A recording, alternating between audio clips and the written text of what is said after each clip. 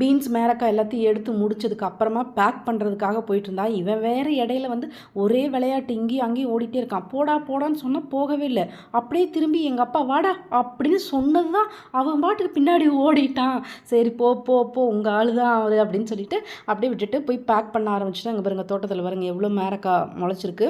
எவ்வளோனா இது கிலோ வந்து அன்னைக்கு அன்னைக்கு நான் இந்த வீடியோ எடுக்கிற அன்னைக்கு கிலோ வந்து 10 ரூபா தாங்க. 10 ரூபான்னா அதில் ஒரு ஒரு 2000 ரூபா கூட நமக்கு வந்து வரல. ஆனால் அதை விட ஜாஸ்தியாக உரம் தண்ணியெல்லாம் அதுக்கு ஊற்ற வேண்டியதாக இருந்துச்சு.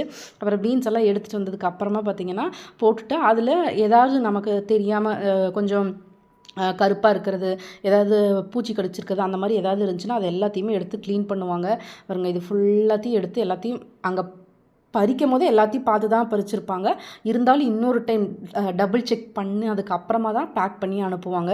கடைசி பீன்ஸ் நல்லா இருந்துச்சு. இந்த பீன்ஸு கடையில் இப்போ நாங்கள் 100 வாங்கி சாப்பிட்றோம். இங்கே ரேட்டு குறையவே இல்லை. கடையில் 100 அப்படியே தான் இருக்குது. ஆனால் அங்கே இந்த பீன்ஸ் எடுக்கும்போது கிலோ 50 தான் இருந்துச்சு. பாருங்கள் 50 எங்கே இருக்குது, 100 எங்கே இருக்குதுன்னு பாருங்கள். எல்லாம் அப்படித்தான். நான் ஆல்ரெடி உங்களுக்கு சொல்லியிருக்கேன்ல, மீடியேட்டர்ஸ்க்கு தான் வந்து விவசாயிகள் ரொம்ப ரொம்ப கஷ்டம் விவசாயம் பண்ணுறது. எங்கள் வீட்டில் விடுங்க விடுங்கன்னு சொன்னாலும் விட மாட்டேங்கிறாங்க. அடுத்து எப்படி போகுது அப்படிங்கிறது தெரியலை.